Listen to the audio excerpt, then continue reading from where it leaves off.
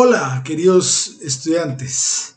Vamos a hablar en esta oportunidad de tuberculosis, una enfermedad que ha acompañado a los homínidos desde Lucy, uno de los homínidos más antiguos, donde se encontró unas lesiones óseas que sugerían mal de Pot. Entonces, una enfermedad que está siendo y será siempre muy actual. La tuberculosis es una infección bacteriana crónica de distribución mundial y es la principal causa de muerte infecciosa en el mundo. Ya saben ustedes que es causada por el Mycobacterium tuberculosis y no se le olvide que 1.700 millones de personas están infectadas en el mundo, ya sea sintomáticas o sea en su forma latente. El complejo Mycobacterium tuberculosis es una bacteria ácido alcohol resistente en su coloración de Sid-Nielsen y comprende 3 microorganismos. El Mycobacterium tuberculosis, que es el más frecuente en todo el mundo, el Mycobacterium bovis, que produce enfermedad extremadamente rara, que hay siempre transmitida por la leche de bovinos, que ya es muy extraña que suceda, y el Mycobacterium africanum, que es el equivalente al Mycobacterium tuberculosis allá en la parte subsahariana, donde hay una altísima prevalencia de la enfermedad. Las micobacterias no tuberculosas son micobacterias que pueden producir enfermedad pulmonar o pueden producir neumopatía crónica. No se consideran tan severamente complejas como la Mycobacterium tuberculosis para la enfermedad como tal, pero necesitan ser evaluadas, diagnosticadas y por supuesto tratadas. Está el complejo Mycobacterium avium, particularmente importante en los pacientes inmunosuprimidos. El Mycobacterium cansei, Scrofulesium, Fortuitum y Scholleni.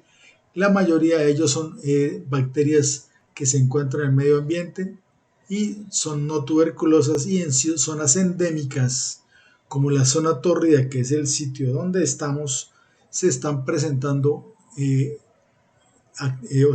habitan en esa zona sin ningún problema. ¿Cuáles son los factores que perpetúan la epidemia mundial de tuberculosis? Porque estamos en epidemia, siempre hay tuberculosis en el mundo, siempre la hay. Muy poca o abundantísima dependiendo de esto, que es lo más importante, la pobreza. Este es el factor más importante que perpetúa la epidemia. Entonces, la mala salubridad, el bajo ingreso económico, el acceso a agua, servicios sanitarios, exposición a aguas hervidas, el no poder tener un alimento básico diario, hace que el paciente sea pasto para la tuberculosis. Por supuesto, la enfermedad VIH se ha aumentado dramáticamente la tuberculosis. ¿Por qué? Por la infección de VIH asociada. Y obviamente la resistencia a los medicamentos, que se ha vuelto una verdadera pandemia, si se puede decir así.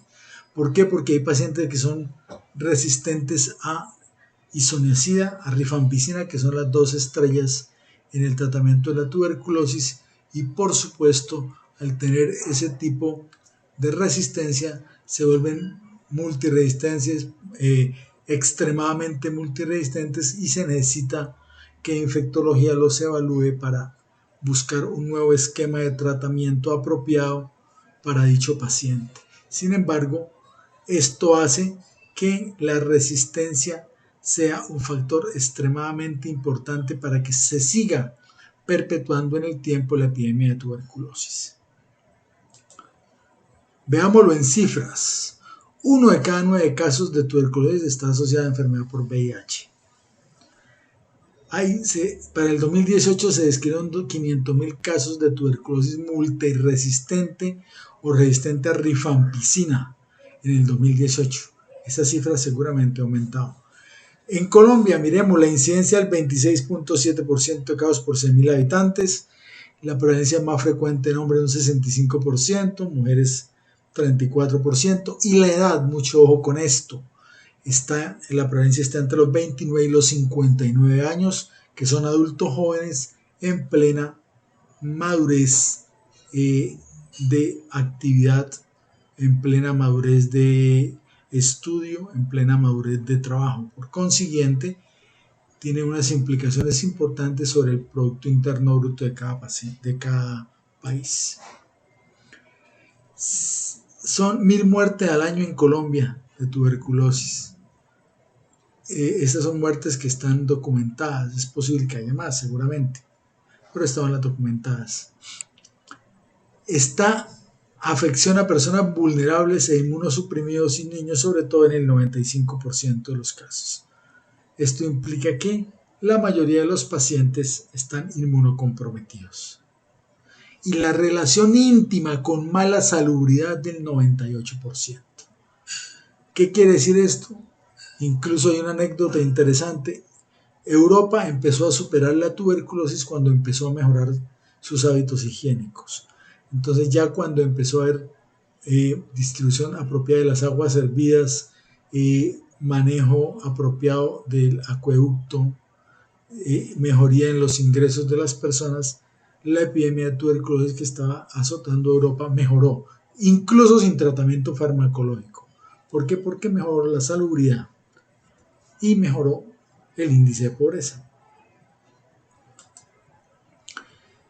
Entonces, ¿cuáles serían los factores de riesgo para hacer una infección tuberculosa? Lo primero, del huésped, la inmunidad deteriorada por determinada razón.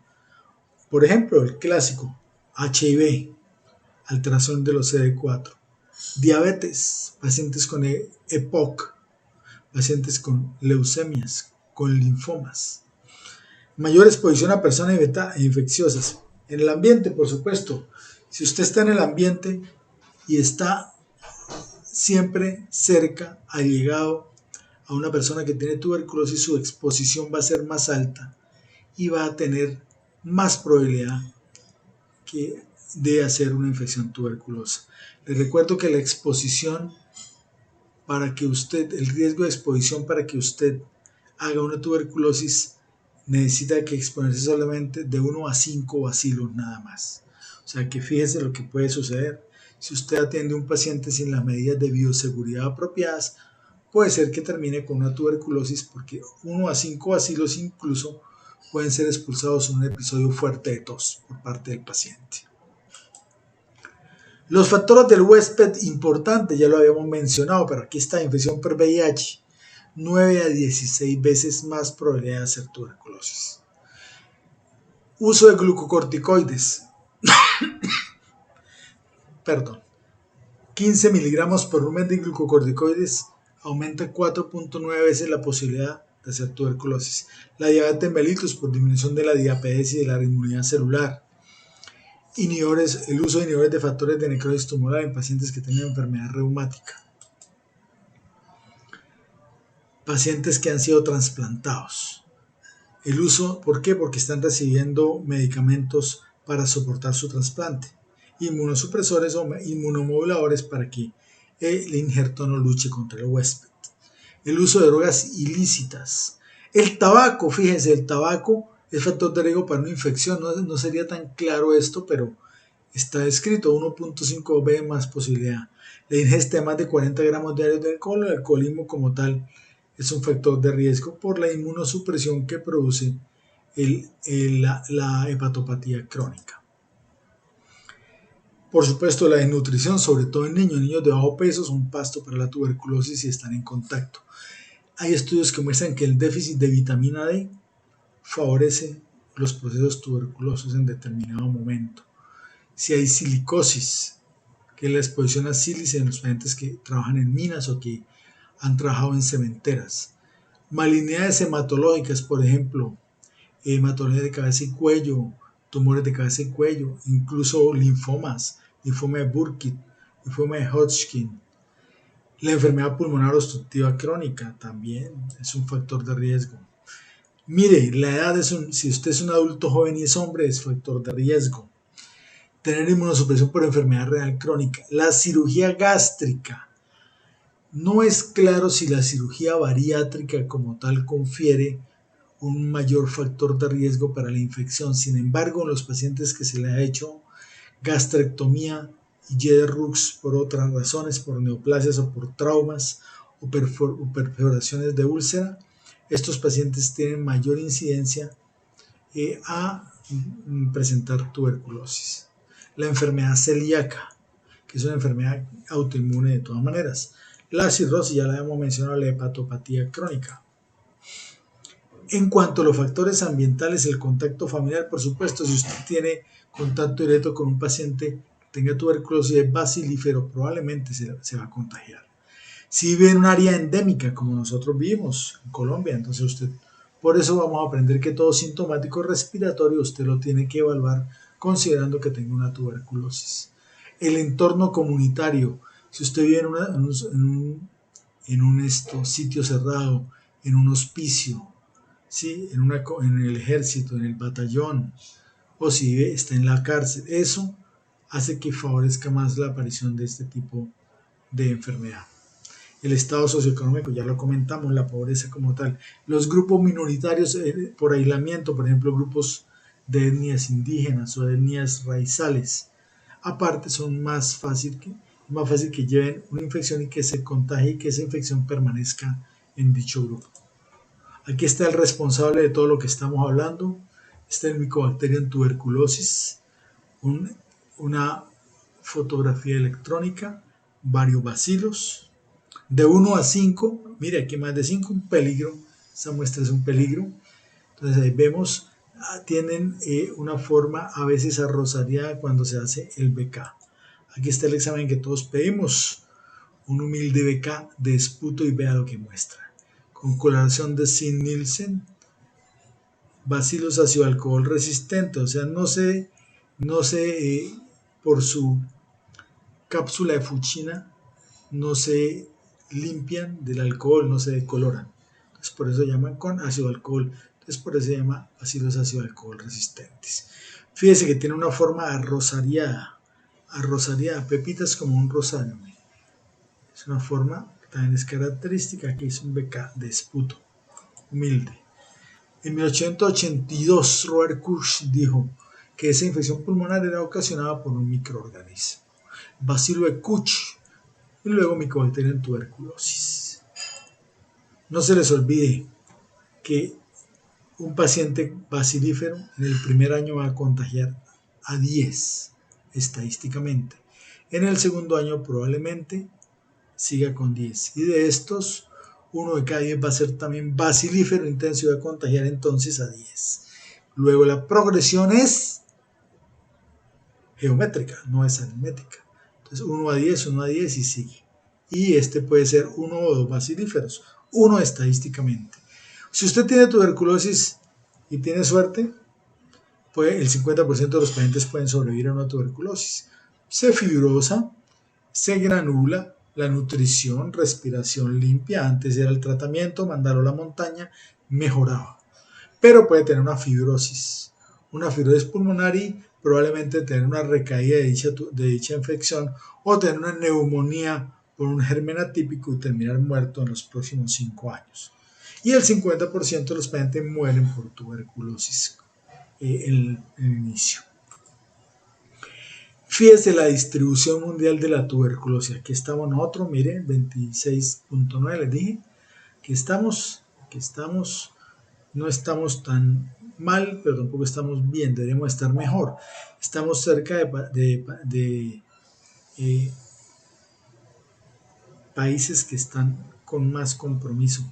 Entonces, al estar muy cerca, pues la frontera no es una barrera real para el micobacterio, ¿no? Entonces, eso también puede favorecer la permanencia de la infección en la parte sur de Colombia. Fíjese, la zona subsahariana. Mire la zona subsahariana, esto es en el 2017. Mire la gran prevalencia de tuberculosis. Y aquí gran prevalencia de tuberculosis resistente. También en la parte más distal de Asia también podemos ver esto. En las Filipinas. Fíjese cómo se parece a este mapa. Este es HIV, prevalencia en relación a nuevos casos de tuberculosis. Mire la parte subsahariana cómo está. Mire eso.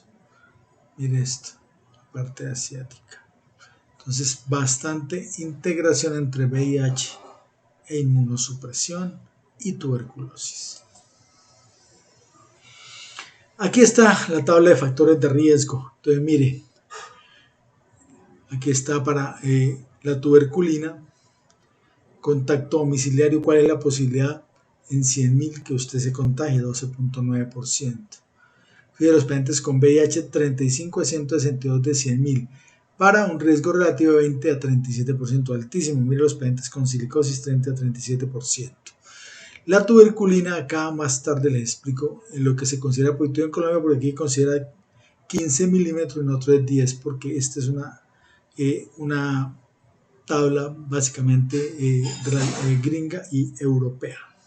Entonces no es muy clara para nosotros, ¿ok? Entonces lo que me interesa es que se den cuenta cómo mide la prevalencia de pacientes inmunosuprimidos por trasplante, por VIH, mire por silicosis, mire por carcinomas de cabeza y cuello y por linfoma. O sea, inmunosuprimidos tienen un riesgo relativo mucho más alto.